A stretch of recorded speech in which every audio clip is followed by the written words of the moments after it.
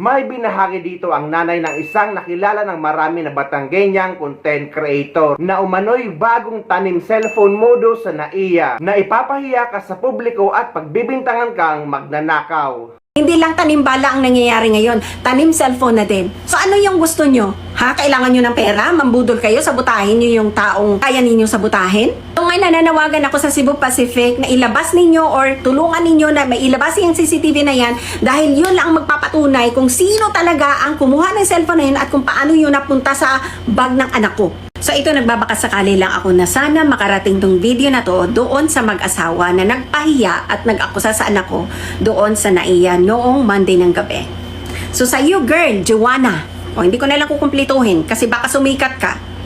Ngayon, yung ginawa ninyo sa anak ko, yun ay walang kabayaran. You directly accused my daughter of stealing your phone without even asking kung siya ba talaga yung kumuha ng phone mo. Dahil sabi mo, nakita mo sa bag ng anak ko. Ni hindi alam ng anak ko na nandun yung phone niya at hindi rin alam ng anak ko na kayo rin ang kumuha ng phone nyo doon sa bag niya. So before ng flight nila, 10 o'clock yung sakay nila, so nag-send ng message sa akin yung kaibigan niya. So pakipost na lang ng video at yan ang message. Nung una, akala ko ipaprank lang ako. Pero nung nag-send na sa akin ng voice message, ito yung voice message, ayan. Bale tita, kanina po nasa shuttle po kami papunta na po ng airplane. Sebak po kasi kami. Ngayon po, na-under na po yung shuttle. And then kami po nila, Kimi nila Katkat is nagtatawanan po. Tapos nakaharap kami kay Katkat kasi magkaharapan po yung pwesto namin. Si Katkat lang po nakaupo, nakatayo po kami dalawa ni Kimi. And then bigla po may babae na sumisigaw na hindi naman po namin pinapansin kasi nga nagtatawanan po kami. Tapos sigaw, pataas yung boses niya kaya napalingon na po kami. It turns out po na si Kimi po pala yung sinisigawan niya at sinasabi ba't daw po na kay Kimi yung cellphone. Yung bag po kasi ni Kimi is nakabukas. Tapos sabi nga po nung nasa likod tayo namin is nakita daw po yung phone ng babae na yun sa bag ni Kimi kasi tinawagan daw po. Hindi na po namin nakita kung paano nila kinuha or paano nalagay po doon. And then ayun po, pinahiya po, napagsagutan po kami kasi na pinahiya po nila si Kimi eh. Tapos yung sabi po namin, basta sila namimintang, ano yun naman po namin yung cellphone niya. Ito nahimik naman po siya. Tapos yun nga daw po, pinipilit yung asawa, tsaka nung nasa likod po namin, na nasa bag daw po nga ni Kimi nakita. So yun po, nireport po namin sa staff, tapos nagre-request po kami ng CCTV and i-ask pa raw po kung meron nga po. Tapos yung bus po, yung shuttle po, parang wala po siyang CCTV. So yung gusto po namin mamaya pagka-land is parang sa amin na daw po yun if mag-file kami ng complaint or report or magkakaso po dahil sa pamamahiya po. Pero mag-help daw po ang SEPAC.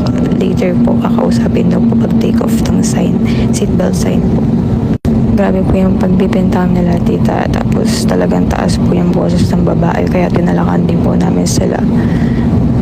Nakakanginig po sa gigil kasi ano naman po namin yung cellphone niya. In fact, tita, ang dami po namin gadgets sa bag. Nandun po yung mga laptop, switch, mga cellphone. So ano naman po namin yung cellphone nila. Tsaka kung magnanakaw si Kimi, ba't naman po niya iwang bukas yung bag niya. Kasi mali po natin may mga non-trip or may unang nakuha tapos saktong nakabukas yung bag ni Kimi, dun po din wrap. So yung po tita, paalis na po yung airplane. Mawala na po ng signal kaya yun po, yung babae po is naka-red na long sleeve, hindi ko po alam kung sure kung jacket po ba, tapos asawa niya po naka-white polo shirt. So yun ang voice message at yun ang nangyari. So sabi ko, wag na wag ninyong palalampasin yung ginawa sa inyo. Pagdating nila dito sa Bactan Airport, so that was 1 o'clock na ng umaga. Kasi nagbiyahe na kami nung matanggap ko yung voice message na yan, na sabi ng mga anak ko, nakasakay na sila, bumiyahe na kami kaagad ng mga kapatid ko, ni Kuya at saka si Clint, para sunduin sila sa airport. So pagdating namin doon sa airport, syempre, ang una kong hinanap, nasaan na yung mga anak ko? Kasi naglabasan na labas na yung mga pasahero. Tapos sila wala pa. So tinawagan ko si Batang, sabi ko, nasaan na kayo? Sabi niya man, nandito pa kami kasi kausap namin yung mag-asawa. Harap kami dito magre-report sila. So ipapablatter niya. So ito na nga, and then nakita ko na sila. So ito na yung eksena. censored glass door yung nandun. Ngayon, pinigilan, kasi nag-ano na ako dun eh. Tinitingnan ko na una kung ano nangyayari sa loob. So, hindi ko masyadong marinig kung ano nangyayari. And then, nagsinyas na sa akin si Batang na ganun. Ibig sabihin, kalma, pati yung aking bunso ganun, kalma lang. Pero bilang nanay, na ginanon mo yung anak ko kasi based sa explanation nila, nagsisigaw yung babae doon sa shuttle bus ng Cebu Pacific. Nagsisigaw siya doon na direkta niyang inakusahan si Batang na kinuha yung phone niya. So isang malinaw na pamamahiya yun. Isang malinaw na public humiliation yung ginawa mong poking ina ka. Ha? Natagalipa, Batangas. Sa ginawa mo sa anak ko, magkababayan pa kayo, pareha pa kayong Batangya, pero itong ginawa mo sa anak ko, anyway, kahit sino naman, na walang karapatan na para ganunin ninyo. So ngayon, nung nandun na sila, gusto ko nang sumugod. Susugod na talaga ko, sapok na talaga ako dahil kung ako nakapasok at hindi umarang sa akin yung mga pulis doon at mga taga Cebu Pacific, putang ina mo, durog sa akin yung pagmumukha mong bokin ng ina kang padakika ka. Sa ginawa mo sa anak ko, hindi ko palalampasin yun. Tapos ito nga yung kapatid ko si kuya, pinipigilan ako kasi alam nila pag ako nagalit eh. Alam ng lahat kung gaano ako magalit, lalong-lalo na sa anak ko. Kahit sino sigurong malong magulang, mapwera na lang sa kakilala kong isang magulang. Pero pag once na mga anak ko ng pakialaman mo, puting ina mo, wala akong pakialam kung maagrabyado ko o hindi. So ito na, sabi ko, I will not let this pass. We will not let this pass. So, kailangan panagutan mo yung ginawa mong pamamahiya sa anak ko. So, ang tagal pa bago na process kasi itong mga police marshal sa Mactan, hindi alam kung anong gagawin, kung paano nila i-solve tong problema. So, sabi ko doon sa isang police, sabi ko, sir, pwede bang may immediate action na kung ano ba talaga ang dapat gawin. So, yun nga, ang gusto kasi ng anak ko na ipablatter kasi nga, yung pag-akusa nila sa mga anak ko sa pagpapahiya niya kay Batang, hindi yun basta-basta. And besides, ano yun ang anak ko nung bunsong anak ko, first flight na yun, she was so happy, she was so excited. At saka excited din mga anak ko na magkita kami, kasi 2 months kaming hindi nakita, buhat nung umalis ako ng Cavite. I was so excited also na makita ko mga anak ko, pero iyon yung nangyari, very traumatic yung nangyari. So nang nandun na sa may, nandun na lahat ang mga pulis, nandun na din ang mga taga Cebu Pacific, ito pa daw ang sinabi ng babae. Kami na nga ang nanakawan. Gusto nila i-let go eh. I-let go na lang yung nangyari, na parang wala na lang nangyari, ganun. So, sabi ng babae, kami na nga yung nanakawan, kayo pa yung may ganang magreklamo. Yun ang sinabi niya sa mga anak ko. At may patunay yan, naka-blatter na yan. Kasi sinabi nila yan, yun ang sinabi nila sa kay Kinabatang. Paano naman yung poking ina mo, yung damage na ginawa mo, yung pamamahiya mo in front of many people doon sa shuttle bus, sa harap ng maraming tao na ginanon mo yung anak, paano naman yun? Ha? Naganon-ganon na lang? Paano nangyari?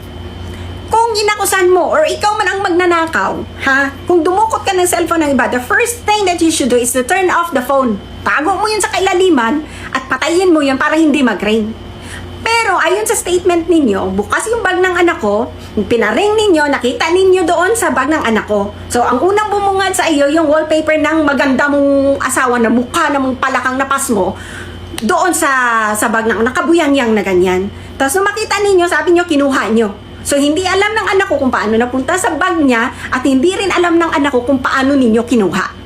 So, ang nangyari, ang posisyon nila, nandun yung aking bunsong anak sa harapan, nandito daw si Batang at saka yung kaibigan niya, tapos may 2 lalaki pa sa likod ni Batang, bago pa itong 2 mag-asawa na itong napakayayabang. So, nung nandun na, nag-insist na ang anak ko, dito sa Mactan Airport, nag-insist ang anak ko na mag-request ng CCTV sa Cebu Pacific. So, I'm calling out the attention of Cebu Pacific kasi sa shuttle bus niyo po ito nangyari na please help my daughter na ibigay ang CCTV kasi gusto namin linisin ang pangalan ng mga anak ko kasi maraming mga tao na nandun na nagulong-gulong. May isa pa nga daw na ali na biglang ginanon ang bag. Tingin niyo sa anak ko magnanakaw? Mayroong pangalang iniingatan si Batang. She has 5,600,000+ followers na nagtitiwala at nagmamahal sa kanya. At hindi sa isang utang inang cellphone mong magkano yung cellphone mo, nasisirain ang anak ko yun? Yung direkta mong pag-akasa sa kanya, hindi namin palalampasin yun. Ito na, ikaw ang nanakawan, di ba? Ikaw ang pinakaunang dapat mag-demand ng CCTV. You should be the first one to insist or mag-request ng CCTV footage. Pero anong ginawa mo? Ano sabi mo daw? I'm a manager.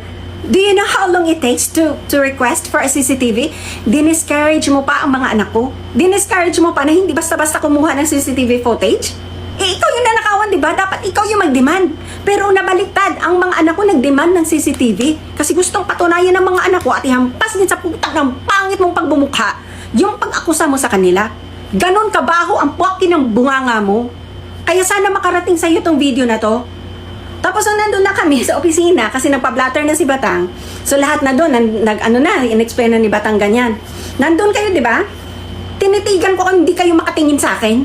Hindi ko inaalis ang mata ko. Sabi ko, kahit ganito kasingkit ang mata ko, sobrang nalaki ang mata ko sa inyong dalawa, hindi kayo makatingin sa akin. Tapos anong ginawa ninyo? Dahil napahiya kayo? So, nag-report din kayo doon? Pinablatter ninyo ako kasi nag-ingay ako doon sa airport? Natural nanay ako. Poking ina ka. Pasalamat ka nga dahil nakaharang yung mga pulis doon eh. At mga taga Cebu Pacific na hindi ako papasukin eh. Dahil kung nakapasok ang poking ina mo, kalbo ka sa akin. At wala akong pakialam kung anong damage magagawa ko. Anak ko, yung pinakailman mo, pinahiya mo eh. Sobrang bait niya ni Batang. Kaya nga sinasabihan ko yan, maging palaban ka minsan. Maging palaban ka. So, ayun na nga, anong ginawa ninyo? Pasalamat lang kayo dahil nirespeto ko pa yung mga anak ko. Makalma lang, kalma lang. So, nandun ako sa labas. Nandun din ang kapatid ko may mipigil sa akin. Na gusto na kita talaga pagsasampalin. Natulan naman eh. Hindi naman namin ini-invalidate yung naramdaman mo. Nung malaman mo na ganun. Pero hindi ka man lang muna nagtanong dahil napakaraming possibilities kung bakit napunta sa bag ng anak ko yung cellphone mong tatanga-tanga ka, uula-ulaga, mamaas-maas ka. So ito lang ha, dahil hindi ka nag-apologize, hindi ka nag-sorry. Walang makitang kahit anong remorse sa'yo sa pagbintang mo sa anak ko. So yun yung rason kung bakit nagpa-blatter ang anak ko. Dahil talagang pag lumabas ang CCTV, isasampal talaga namin sa pagmumukha mo yung kagagahan mo at kaulagaan mo. Yung sobrang maas mong tatanga-tanga ka. Isasampal namin sa pagmumukha mo at nang ikaw naman ang mapahiya para maramdaman mo kung gaano ka-traumatic yung ginawa mo sa anak mo. Ha? Pasalamat ka, hindi nga siya nakapag-live nun eh. Pasalamat ka walang video. Pero may video dito, ilalabas din namin yan. At nang mapahiya ka, sana nung time na yun, nilamas-lamas ka na, pinuhunan ka na sa pambabas dahil sa katangahan mo. Sobrang yabang mo. Ha? Huwag niyong gamitin kung anong title mo, kung anong mang degree meron ka para manliit ka, mambintang ka ng tao ng ganun-ganun kadali. So ngayon, dahil napahiya ka na at wala ka na siguro pambawi, anong ginawa mo dahil? Pinablatter mo pati ako. Pinablatter mo yung hindi kita dinuro. Ha? Hindi kita dinuro, hindi kita minura. Ha? Ang sabi ko lang, we will not let this pass. Panagutan mo, kasuhan mo yan, anak. Yun ang sinabi ko. So sabi mo, may ka ng CCTV doon sa Mactan Airport para blatter ko. Pero nagpla-blatter ka sa akin, hindi mo kinuha ang pangalan kong tatanga-tanga ka. Ano yun? Excuse na lang yun? Para kunwari, may laban ka? Para kunwari, hindi ka mapahiya sa katangahan mo, ulaga ka? Ngayon sabi mo, nasisira ang time mo, ikaw ang gumawa, ikaw nag-create ng iskandalo. Ikaw yung naging bastos at pinahiya mo ang anak ko. Hindi ka man lang sana nagtanong or kaya kung nakita mo talaga sa bag ng anak ko yung cellphone mo, dapat binidyo mo dahil may isa pa naman kayong cellphone, di ba? Binidyo nyo or in-approach nyo ay Ineng or Iha or sino ka man. Bakit yung phone namin nasa bag mo? Hindi dapat ganun. Pero anong ginawa nyo? Hindi alam ng anak ko na napunta sa bag niya. Hindi niya rin alam kung paano nyo nakuha. So shout out din doon sa dalawang lalaki na nasa likod ng anak ko. Baka nga kasabwat kayo o baka mga modus operandi nyo na yan, mga budol kayo, baka kayo yung mga gawain nyo na yan. Kaya ito awareness na lang sa lahat ng nagbabiyahe, hindi lang tanimbala ang nangyayari ngayon, tanim cellphone na din. So ano yung gusto nyo? Ha? Kailangan nyo ng pera? Mambudol kayo? Sabutahin nyo yung taong kaya ninyo sabutahin? So ngayon nananawagan ako sa Cebu Pacific na ilabas ninyo or tulungan ninyo na may ilabas yung CCTV na yan dahil yun lang ang magpapatunay kung sino talaga ang kumuha ng cellphone na yun at kung paano yun napunta sa bag ng anak ko. Ayan, gagawin ko tong video na to spread awareness na lang din sa ating lahat na mag-ingat kayo. Yung sandaling hindi ko lang nasara yung bag ko, ito na yung nangyari sa akin. Nasira na yung mood ko, yung mga kailangan kong gawin dahil lang dito. For context, hayaan ko na lang siya na magkwento sa inyo kasi nga hanggang ngayon, sobrang nai-stress pa din ako at hindi ako makatulog kasi nagmukha ako magnanakaw sa harap ng napakaraming tao. Ayun, siya na lang yung magkwento sa inyo ng mas detalyado. Kung napanood ninyo yung TikTok ko kahapon, about sa incident. Ito yung kabuuan na nangyari doon. Sa mga nagtatanong paano napunta yung cellphone nung ate sa bag ko na hindi ko din alam. Wala lang yung magkukwento para mas accurate yung mga details na masabi. Kasi ako, hindi ko makakwento sa inyo ng ayos kasi hanggang ngayon nanginginig ako at Grabe yung accusation na ginawa niya sa akin. So, August 16, mga 11 p.m. kasi 12 midnight ng August 17 yung flight namin from Manila to Cebu. So, mga 11, papasok namin boarding gate. Tapos ito yung oras kung makikita nyo. Kung nakikita nyo lang naman, yung kapatid niya, yung carry niya na bagahe. Kahinto pa kami dyan. Ito, nakapila kami. 11:13 p.m. yan. Nag-video pa kami. Yan, nag-video pa. Na-realize tong kapatid niya na nawala niya yung boarding pass niya. Kaya ang ginawa nila, dalawa ay nagbukasan sila ng bag. Hinalap nila yung boarding pass ng kapatid niya. Hanap naman nila. Ang mali lang niya, is hindi niya nasara yung bag niya. So, tatlo kami dun siya, ako, tas yung kapatid niya na first time niya kasi magsasakay ng aeroplano. Kaya pinibiro niya na may mga interview, mga ganon. Ito yung bag niya. Yan, yung bag niya. Malaki kasi yan. Diba? Na boarding gate na, nakalabas na. So, pasakay na kami ng shuttle bus. Nakasakay kami ng shuttle bus, medyo punuan na, maraming tao. Isa na lang yung vacant seat. Pinaupo namin doon yung kapatid niya. Ito yung kapatid niya, paharap. Tapos, ito kaming dalawang ate, nakaharap doon sa kapatid niya. So, marami kaming katalikuran. Tapos, hawak namin yung mga maleta na yung maliliit.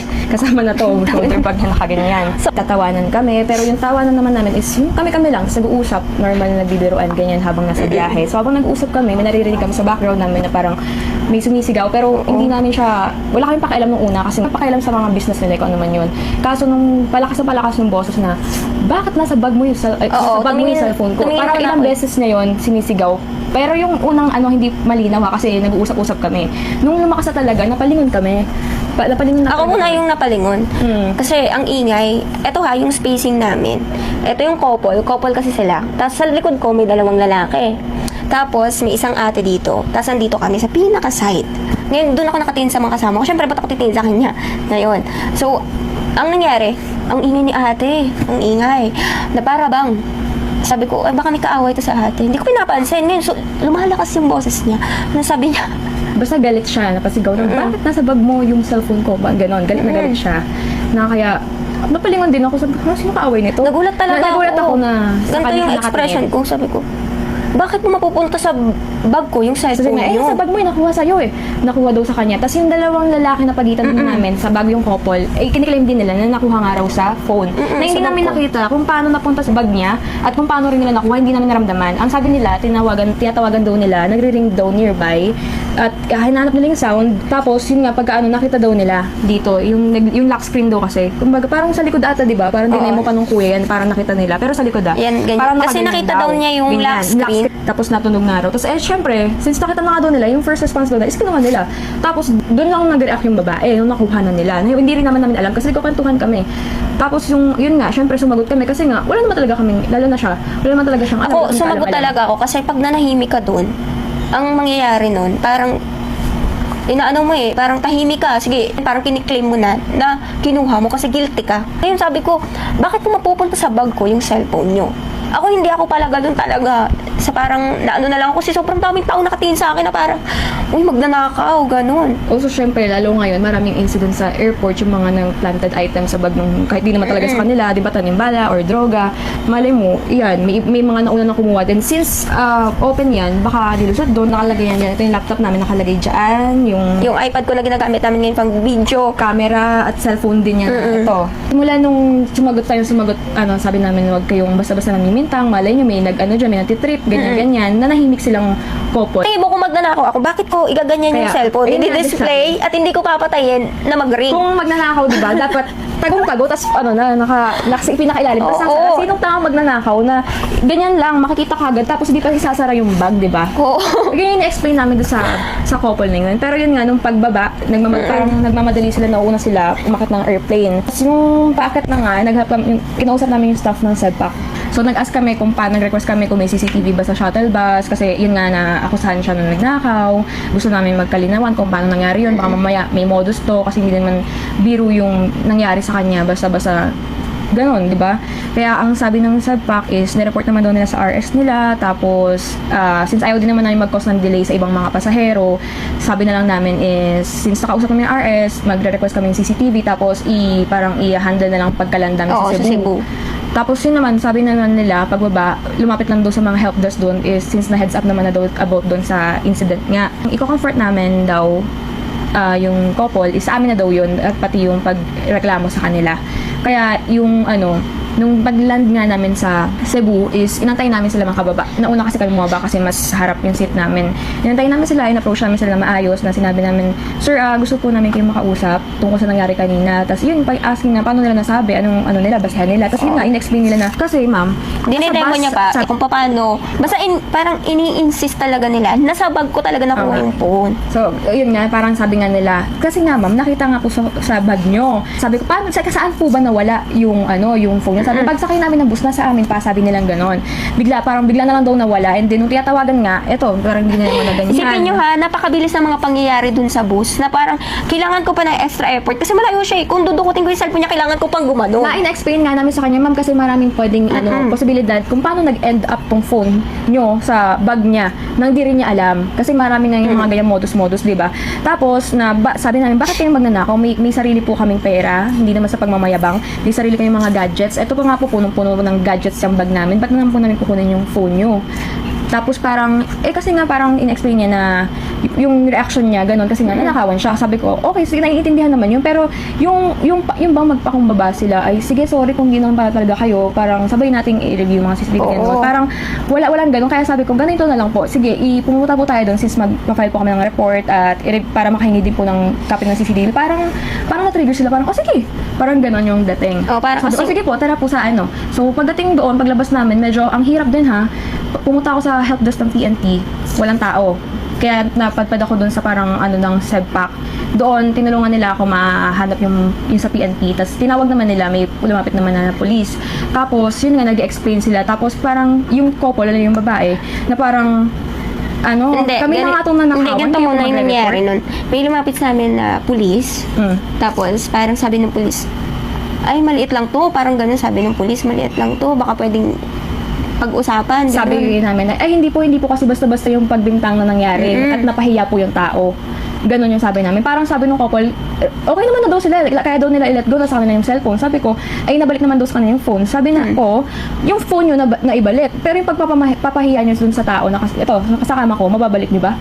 Tapos parang nagagalit pa si ate girl na kami na nga itong nanakawan. Tapos matawa siya. Kayo pa magre-report. So parang ini-insist pa rin nila na kayo na nga itong nanguha. Kayo pa may balak na mag-report. Ganon. Tapos, hindi ang haba ng usapan, ilang mga pulis yung pumunta sa amin. Imagine, naglan kami, mga 1. Ang tagal ng usapan na yun, kung sino-sinong pulis na yung dumating doon. Kasi nga, try na kung pwede usapan. Pero kasi wala kami nakikita na kumbaga parang walang pagpapakubaba sa kabilang side. Sige po, tsaka kung nanakawan kayo, diba? Kayo dapat yung first na mag-initiate ng mag-request ng CCTV, hindi yung kami pa. Guess mo, parang ayaw pa, nagganto pa ngayon ate na parang, hindi man ito exact words ha, parang sabi niya, do you know how long it takes na mag-request na doon CCTV? Sabi niya, I'm a manager. Ang sinagot ko na mag-aantay kami, aantayin namin kahit gano'ng katagal. Ganon yung niya. Tapos umiira pa siya. Kaya, ayun, ako yung nag-speak up na lang din for her kasi nga hindi talaga ito sanay. Traumatized talaga ako. Hindi talaga ito sanay. Naiiyak na ako kasi nga, grabe yung pamamahiya. Parang sabi ko, yung mga tao tumitingin sa akin, hanggang naiiyak pa din ako, wala akong tulog. At sabi namin na kung makakahingi naman CCTV at mapatunayan wala talagang kinalaman, mahingi na lang sila sorry. Ang sabi, bakit kayo magsasorry? Parang ganon. Ganon yung response nila, di ba? Pinupush ko, sabi ko na lang, kaya, ate, pag po napatunayan na wala akong kasalanan, hindi ko talaga kinuha yung cellphone, baka naman po pwede kayo humingi ng sorry. Wala! Taas na si ate. Sabi niya, sayang yung 5 days ko. Na parang sila parang kasalanan ko yung sabi niya, sayang yung 5 days vacation ko, kakauwi ko lang ng Pinas. Basta yung aurahan niya. Sige, manager ka ate. Okay? Yung parang aura na sayang nga ang vacation niya sa Pinas. Yung bagong kakauwi ng Pinas na parang ang taas ng tingin sa sarili. Naku, nang gigigil talaga ako. Hindi ko pinairal. Alam niyo kung pinairal ko yung pagiging vlogger ko, binidyohan ko siya. Kung gusto ko ng iskandalo, kung gusto ko ng trending, kung gusto ko ng for the views, binidyohan ko talaga si ate. Kasi hindi. Nirespeto ko yung pagiging tao na baka na, oo, reaction ni ate yun. Na, oo, nanakawan siya. Kahit ako napahiya ako doon. Sabi, ang inaantay ko lang, ate, mag-sorry ka naman. Ipakasabihin mo naman sa mga tao dito na, pasensya na. Ganun yun lang inaantay ko. Ayokong umabot kami sa PNP, ayokong umabot sa blatter. Yung, lang ba na, sabihin mo, sorry Ning, nagkamali ako. Tingnan natin yung CCTV, kung ano talaga nangyari, ganun. Wala, ayaw nilang magtingin ng CCTV. Ewan ko kung si ate, sayang yung oras niya, or baka may tinatago siyang hindi ko alam. So ayun, baka may panibagong modus na naman or talagang may pagkukulang din sila. Pero na lang din namin para maiwasan at maging aral sa iba. Yun ang lesson learned talaga na laging i-close ang mga Sipin nyo, ang laki ng nguso ng bag ko, diba? Ito kasi dala ko on the go, kasya camera ko, kasya laptop ko, kasya iPad. lahat ng gadgets ko nandito. Alam niyo naman na hindi naman sa nagba-vlog ako. Ayan. Ako mahihain akong vlogger kasi nga, pag may nakakita sa akin tao na nagaganyan ako, tinatago ko agad yung camera. Ganun ako. Kaya si ate, pasalamat ka ate, hindi kita binidyohan. Kasi sobrang antok na kami yung time. Wala pa kami tulog.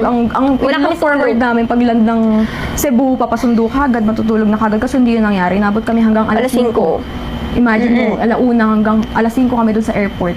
Ayun, tawin ko lang sa inyo na sa mga nagtatanong, ito yung nangyari sa akin. Mahirap na maakusahan na magnanakaw at ipapahiya ka sa lahat ng tao na nandun. Isipin nyo ha, bus yun, shuttle, maraming tao, lahat ng sasakay sa airplane nandun. Tapos sisigawan ka, bakit nasa bag mo yung cellphone ko? Direct tingin sa mata, di ba? Parang ako matutunaw ako kasi nga sabi ko, tangina, magnanakaw ba ako? Kunin ko yung cellphone niya, ganun. Na maiiyak na ako kasi nga, hindi ako sanay sa ganun makikipag-away. Kasi, kaya nga di ako, umaano dito sa social media kung ano man yung mga gulo-gulo. Kasi nga ayoko ng ganun, yung maggaganito, magsasalita, mag-explain ng sarili ko. Pero ngayon kailangan kasi for awareness na din sa mga tao. Kasi kahit ipiniliwanag namin na kung magnanakaw kami, bakit, kung magnanakaw siya, bakit niya hayaan nakabukas pa rin yung bag at ilalagay niya sa makikita mo kagad yung cellphone mo na ninakaw kuno niya. Ayun, Wala pa rin, parang, okay na nga nakuha na namin yung phone, ready naman na kami, let go, okay na kami. Yung sa kanila, parang ganun yung attitude na pinapakita ni ate. Dalawa silang mag-asawa Ganun din ang sinasabi niya talaga dun sa pulis. Oo. Ganun ang sinasabi. Parang tuloy yung tingin sa amin ng pulis na Parang magnanakaw ata parang sila to lang ang naabala. Oo, Like, ganun. hello, kami rin may kami dito sa Cebu na kailangan gawin na naabala mo kami. As in, sobra. sobrang nakakahiya. Pasensya na ho kayo dun sa mga nandun na na nagkos kami ng kumbaga sagutan. Lahat tayo pagod. Lahat tayo may pinagdadaanan, problema. So, ayun, pasensya na po kung naabala kayo. Kasi hindi ko din naman po kinusto.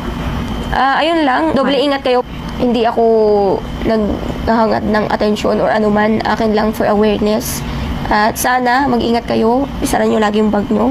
Huwag yung hayaan nakabukas kasi pwedeng ilagay dyan kahit pwedeng singitan yung bag nyo. Mali ko lang talaga na hindi ko siya saglit lang talaga yung pangyari. Ang bilis. Ayun lang. At matutulog muna kasi sobrang, tinan nyo, sabog yung mukha ko.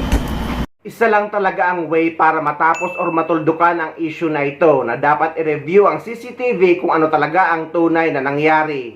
Kaya dapat sa Pilipinas i-require na lalo sa panahon ngayon na napakarami ng krimen or pagnanakaw na dapat i-require na maglagay ng CCTV sa lahat ng facility sa bus at sa eroplano.